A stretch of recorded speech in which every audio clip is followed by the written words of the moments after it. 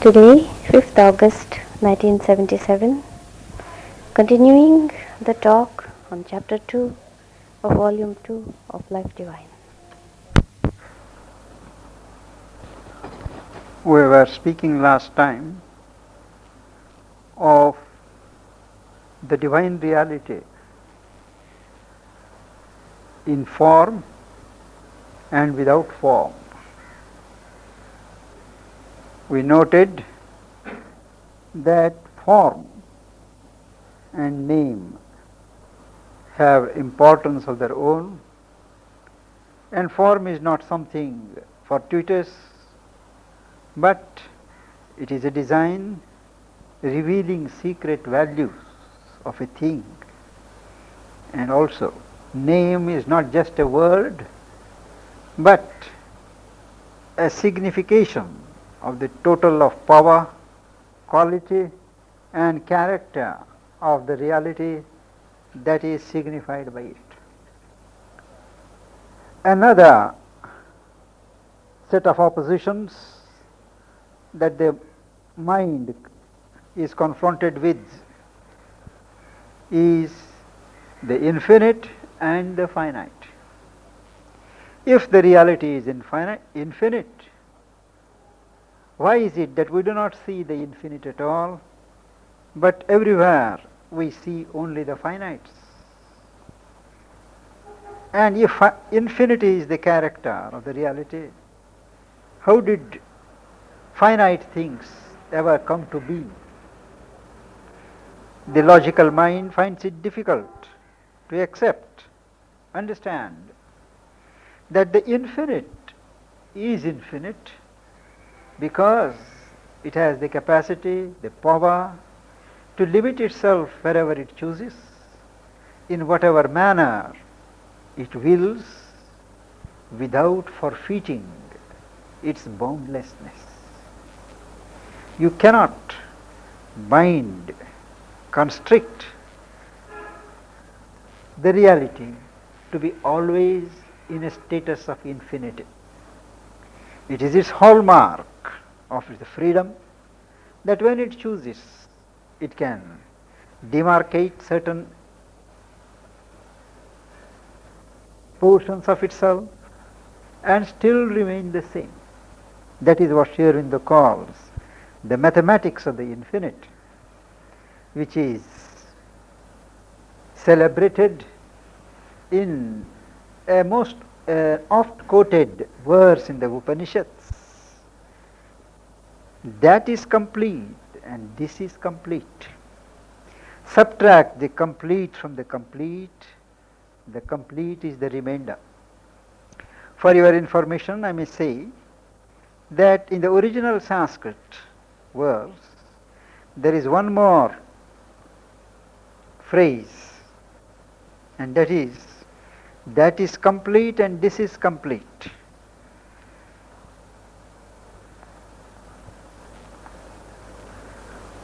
The complete is taken out from the complete. Purnat Purnam Udachyate. Deduct or subtract the complete from the complete, and the complete is the remainder. Now naturally, our mind, accustomed to its finite mathematics, is baffled. If something is removed from something, that something must suffer a certain diminution.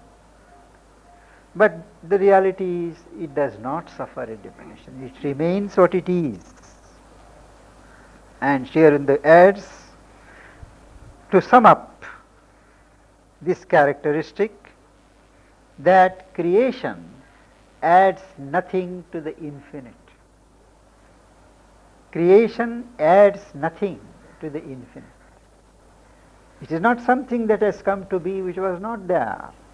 It was there in potency. Always, all along, it has been just manifested.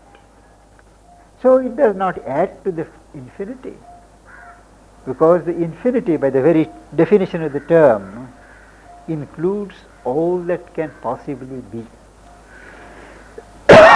Similarly, there is the contradiction of the immutable and the mutables.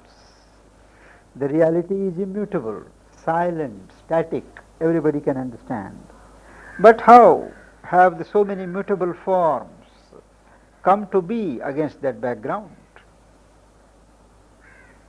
That is the result of the Maya of Brahman, which is at once the logic and the magic of Brahman. Maya, the self-power of God, brings out innumerable, mutable forms and formations out of that consciousness or being that is immutable. And because of this cleverness, this intriguing capacity of that power, it is known as Maya. And this Maya is the consciousness of Brahman. It is a power of the consciousness of Brahman, and it is manifold. Corresponding to the status of consciousness is the status of the power. But this power carries an inherent capacity of self-limitation. The limitation comes not by another agency, but by self-limitation. Just as when we play a game, we ourselves limit the field. I play football, I draw a chalk, saying that beyond this line, if the ball goes, it is out. Now that is, I limit the play to that border. The charm of the game lies in this self-limitation. If I could kick the ball anywhere and you could receive it anywhere, there would be no game. But who has done it? Not somebody else, not my opponents, but I myself have done it. And we all accept those conditions and play. There is charm. So this self-limitation is not something negative. On the other hand, it is an affirmation of the power of the divine reality, the power of Brahman, the power of God to play as he wills. And this power of self-limitation operates both on an individual scale and on a cosmic scale. Once the power of self-limitation is there, the next step is the power of self-absorption. I limit myself to the field. Then while working in the field, I get completely absorbed in that limited area, in that limited moment. I forget everything else. I forget that there are things other than this formation that absorbs me. Now this power of self-absorption leads to another third status, and that is action from the status of that self-absorption. When an action goes on in a state of self-absorption, we call it mechanical, we call it somnambulist, and that is how this energy, material energy, seems to work. There is first this self-limitation of consciousness. Then the consciousness loses itself, forgets itself, is absorbed in its working. And the power of that consciousness, when it functions from that status of self-absorption, forgetfulness of everything else, it functions as if it were mechanical, as if it were somnambulist. Another pair of contradiction is the static and the dynamic stations of consciousness. Each one of us can experience this. It doesn't require a philosopher to speak of the static and the dynamic status. In each one of us, we are not dynamic, but we are lost in the dynamism of something. But still, when we are quiet, if we are successful in self-observation and self-contemplation, we do strike a point in our being which is not involved in this dynamism, but which is silent, which is static, which is aloof. Now the same reality of Brahman takes a double poise. It is static, supporting, and on the basis of that, a tremendous movement of dynamic action goes on. But both are statuses, self-chosen statuses of the same one consciousness. This double status we can experience in yoga in many ways. One, which is more common, is when we go within. We go to a level which is comparatively static, silent, and all the furious activity that goes on the front is witnessed. That is one. Second, we can rise in our consciousness, go above the thinking and the active mind, and from there observe what all goes on in our nature. Similarly, one can be in a lower status and observe what is going on above. From all sides, there is this double status operating.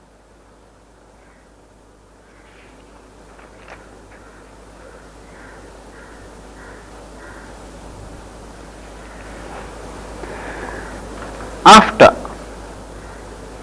dealing with these apparent contraries, which are but double poisings of the same unique reality, Sri Aurobindo describes how, with regard to the universe, Brahman, the reality, appears as the self. The self is what is called the Atman, what supports from behind. This self is individual self. In each individual form, it poises itself as the self. In the cosmos also, in the cosmic scheme, it is the cosmic self. Above also, it stands as the transcendent self. And the power of the self is Maya. That is called the Atma Shakti. That is one status of Brahman as the self. Corresponding to the status of the self, Brahman as self, there is Maya. The second status is when the Brahman appears as the Purusha, the conscious being, separate from nature. Conscious being, the spirit or the Purusha. This Purusha, when we begin to realize, is experienced as aloof. Now this, in our traditional yogic paths, this realization of the identity of the Purusha, the inner being, aloof from nature, is very important. It is necessary for realization. Without realizing and releasing the Purusha from the hold of Prakriti, nature, you can't be liberated. But for a total realization, Sri Aurobindo points out, this finding of Purusha as aloof from nature is not indispensable. Because that is not the truth to which we aim. We rather take the position that Prakriti is not something foreign to the Purusha. It is not something opposed to the Purusha, but it is working of the Purusha. The Purusha and Prakriti are not dual in reality, but bayun. They are two self-aspectings of the same truth. The self the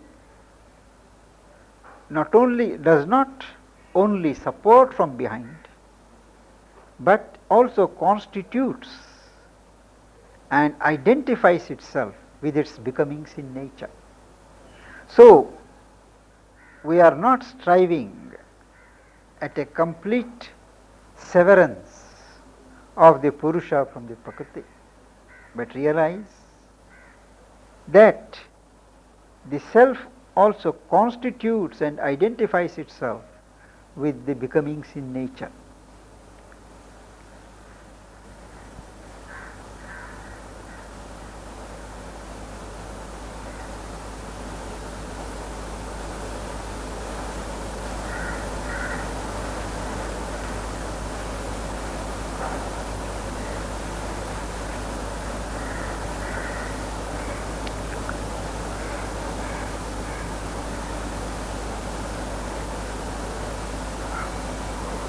We have understood that Purusha means the conscious being. In ourselves, we experience the reality as the self. Now that self is Atman, which is impersonally supporting this individual manifestation. It does not participate. But the Purusha or the conscious being does participate. It is related to the nature, Prakriti, which is itself in action. And this Purusha is that aspect of the self as originator, support, and lord of nature. As we realize its truth, Purusha comes in its full glory as not only one who witnesses nature, the activities of nature, but who can master and become the lord of nature. And this conscious being, Purusha, is like the self, both universal and individual. He is inherently connected with nature even when separated from her. This is important. Apparently, we say that the soul is separate from nature. The Purusha is separate from Prakriti. Even in that status, Sri Aurobindo points out that there is an inherent connection. Even in the Sankhya philosophy, where they speak of one Prakriti, one universal nature, and a number of Purushas, it is the consciousness of the Purusha that is reflected and gives meaning to the activities of Prakriti or nature.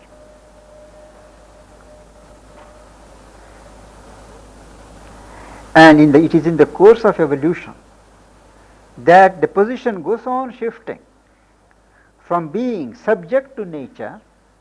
The Purusha becomes a witness of nature, and thereafter he assumes his lordship over nature. And this Purusha Prakriti relation in the Sankhya is a pragmatic truth, not the whole truth, not the ultimate truth, but a pragmatic truth for working out certain relations in the creative movement. Duality is only a double status accepted by the Purusha. It is not something that is imposed upon him. And this Purusha and Prakriti becomes in its supreme status the supreme person, the Purushottama, and the supreme nature, the Paraprakriti. Paraprakriti is the higher Prakriti, higher nature. These are all Sanskrit words which you have to be familiar with because they will be repeated in so many places. and they carry a connotation which their English equivalents do not fully carry. If you have any doubts.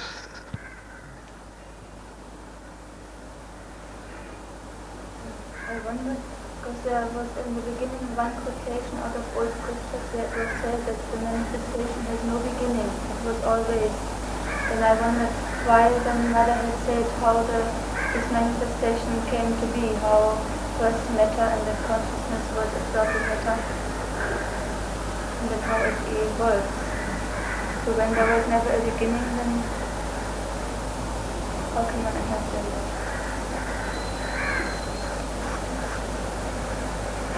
She speaks of this creation. There are other creations before, there will be other creations hereafter. So this movement of creation has no beginning, no end. This particular creation is what Mother describes. Man has no beginning, you may say. Men die. But the concept of man is there. Now this is something more fundamental, creation.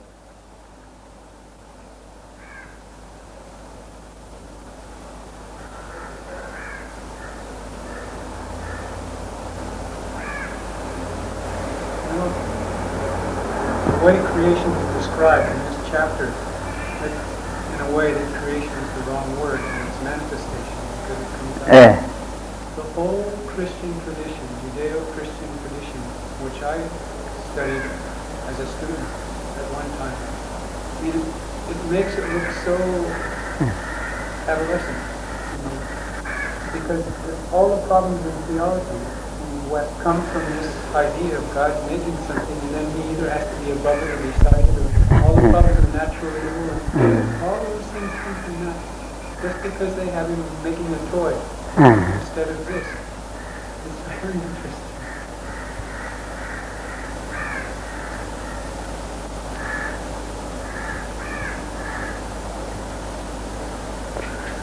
I was reading today, I started reading a book which I have to review on the Kabbalah system.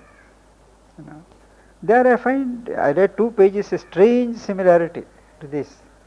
They speak of the ladder of Jacob, which is the planes of existence. And he has used some Semitic words, Hebrew words, which I don't get. The descent and the ascent. The descent of the divine reality. Descending, it creates several planes. They don't call it planes, they call it something else. After reaching a point, it ascends. Just then somebody came and interrupted. But I found it was very interesting. I am interested to find out further similarities. He doesn't speak of creation. They say the tradition of the Kabbalah is one attempt at expressing in words an ancient tradition which is getting lost again and again. Many have tried to express it, they are not on record. So this is one of the attempts, he says. He has drawn diagrams.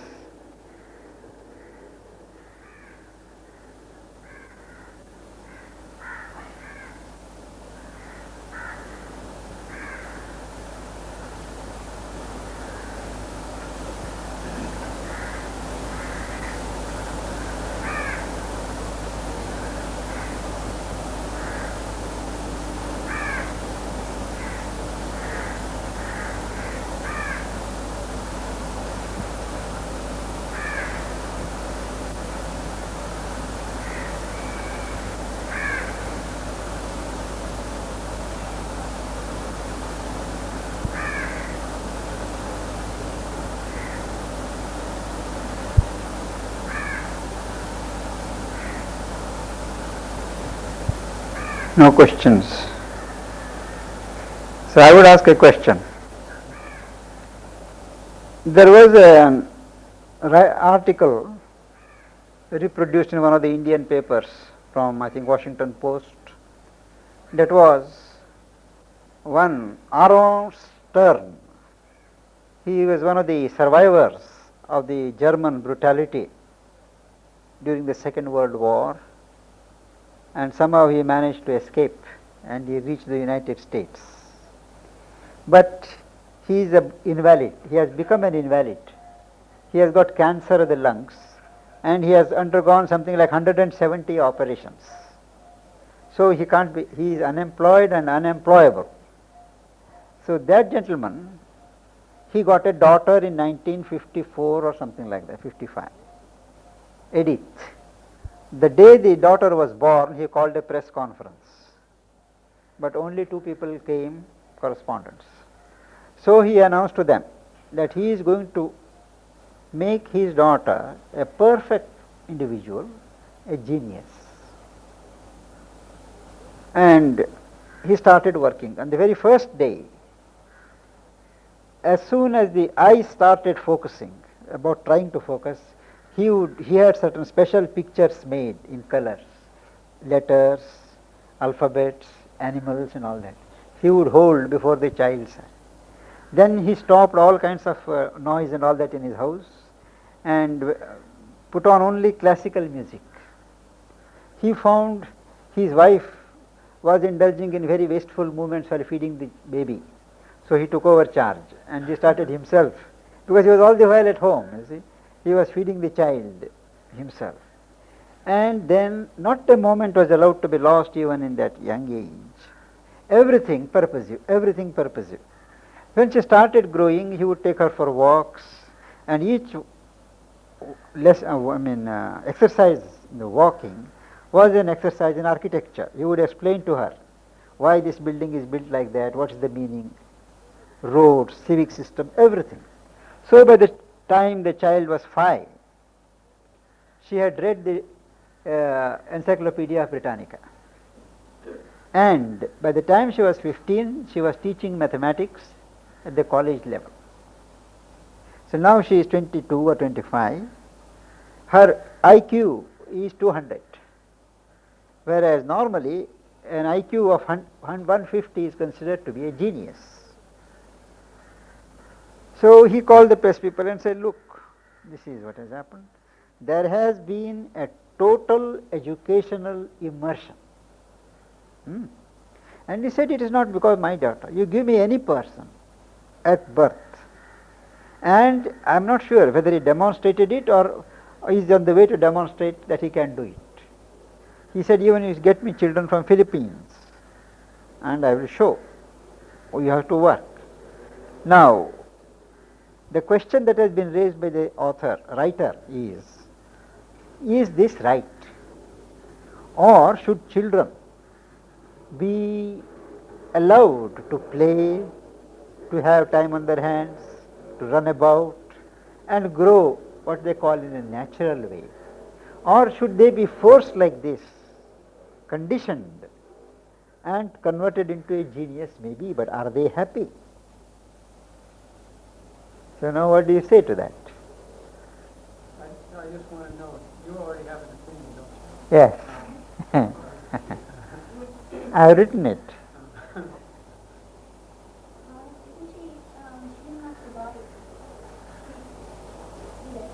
Huh.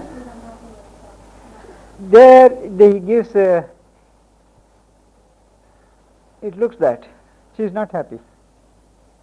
She is tense, I think. She is tense.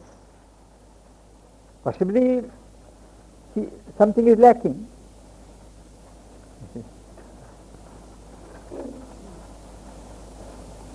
My reaction is that, like all such contradictory positions, the solution is in reconciliation.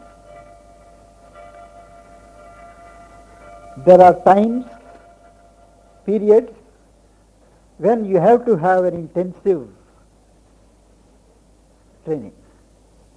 There are periods when you have to let things go free. Now, at a time when the child wants constant attention, they expect attention, constant attention. That is the time when you have to provide all these things, because it will enjoy it. Without that, it won't get your attention. So it comes in very naturally. But after a stage when the child would like to be by itself, run about, go and play, you have to allow. After that, whatever training and discipline it must be unfelt and